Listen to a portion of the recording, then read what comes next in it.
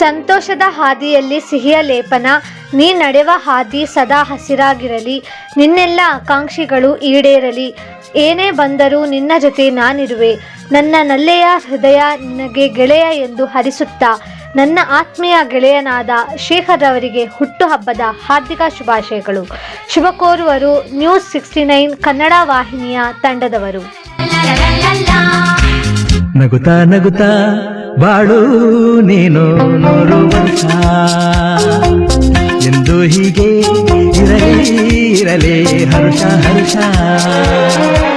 ಬಾಳಿನ ದೀಪ ನಿನ್ನ ನಗು, ದೇವರ ರೂಪ ನೀನೆ ಮಗು.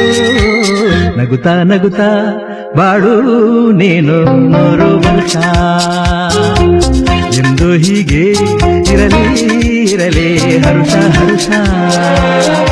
ಉಲ್ಲಾಸದ ಶುಭದಿನಕ್ಕೆ ಸಂತೋಷವೇ ಉಡುಗೊರೆಯೋ.